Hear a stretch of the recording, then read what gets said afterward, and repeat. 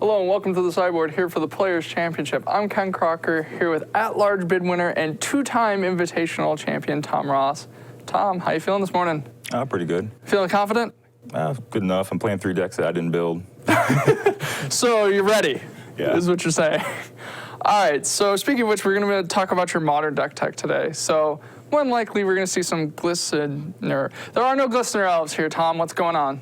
Why are we playing Zoo? So I knew a few absolutes that people had to play against. One was standard, had to play against Obzon or test against it or prepare for it. Sure. And in Modern and Legacy, they needed to deal with Infect. So just avoid the situation altogether and just play something else. So just decided to throw up some Zoo, huh? Yeah. I know me, Todd, and Brad are capable of playing Infect. So we all wanted to play something else also in our wheelhouse. And this is Zoo deck I'm good with. All right, fair enough. So, standard Zoo fare so far, Goblin Guide, Kurt Ape, 2 Grim Lavamancer. We go here next, we got the 4 Eidolon of Great Revel, 4 Monastery Swift Spirit, and the 4 Wild Nacatl. So, the line between Zoo and Burn is pretty blurry.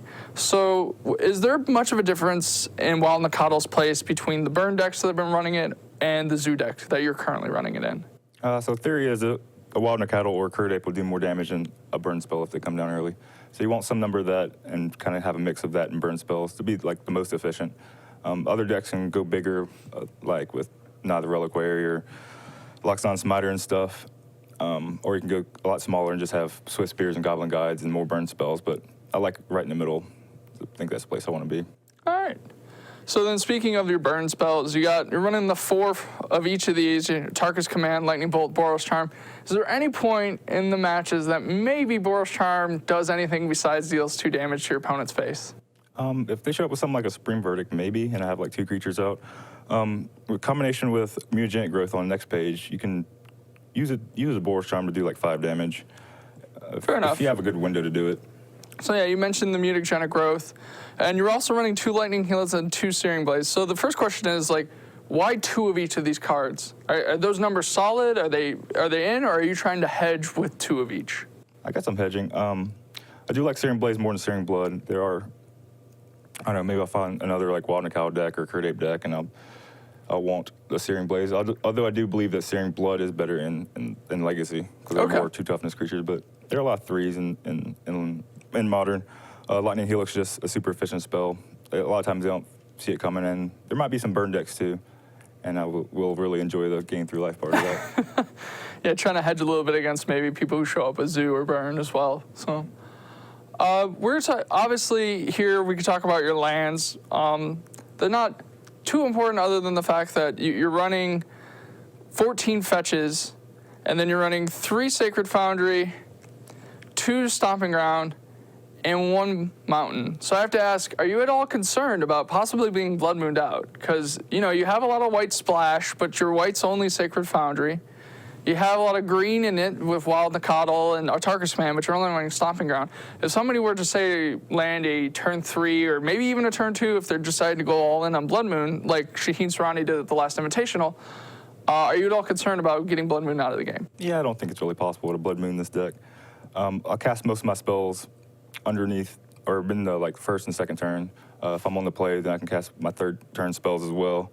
I think I might be also bringing the Destructive Revelry against decks that can be bringing Blood Moon. Say, I don't know, maybe I want some Destructive Revelry against like a Splinter Twin deck, even if they have like some Spell Skites or something. I'm sure it won't be an extremely dead card. But most part, a lot of my cards just cost 1 red anyway. I like this turn off the Tarkus Commands and Boros Charms, but it's definitely not worth it to Blood Moon this deck. Fair enough. So speaking of the sideboard, you're talking about the Destructive Revelries. You got 2 Lightning Helix and 4 Path to Exile. So obviously Destructive Revelry, very good. Maybe even in the twin decks you were talking about, kills their Spell Skites, kills any Blood Moons they might have, also kills the Splinter Twin itself.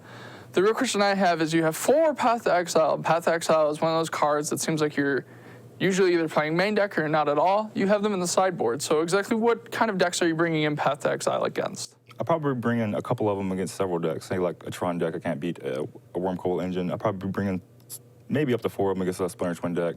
Any kind of other aggressive deck like Affinity or another Zoo deck, I'll probably bring in all 4 of them. Just any like creature deck, I think. A lot of times the games might go longer. have more ways to gain life. You might bring in Kitchen Finks. Is the best answer to that. But yeah. Fair enough. The path on the Kitchen Finks seems like it's real good. Kitchen Finks seems like it's pretty good against this kind of deck. And then at the end of here, you got 2 Rennie Volley, 2 Gaddock Teague, 2 Roast. Now, it seems like Gaddock Teague's really your only kind of like combo hate, if you will. Not a lot of hate in this deck, even though you're playing white, which is generally has some of the better hate cards in the format. Were you just not expecting the combo decks, or are you just trying to go underneath them before they matter? Yeah, I mean, I could have access to things like Rest in Peace or Stony Silence, but for the most part, I just want to keep my deck pretty consistent, not over sideboard against anybody.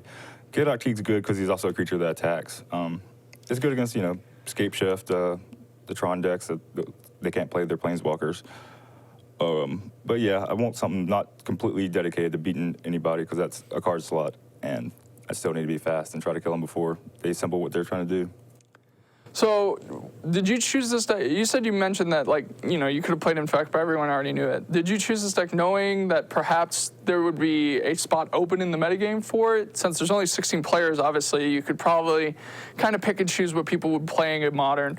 And then you decide to go Zoo. It's in your wheelhouse, but is it also the case that you're trying to see certain matchups that people were more than likely to play and kind of take advantage of them? So if people expect Infect, I want to play a deck that punishes people for being very loose with their life total. I think the best way to beat Infect is to play a bunch of cards like your Tax and Probe and to put yourself naturally at 10 life.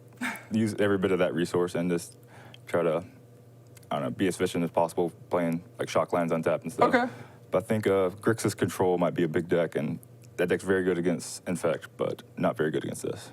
All right, well, we know that Patrick Sullivan will be really looking forward to seeing you slinging some of these spells, so open to burn people out. His literal 75 that I'm playing with.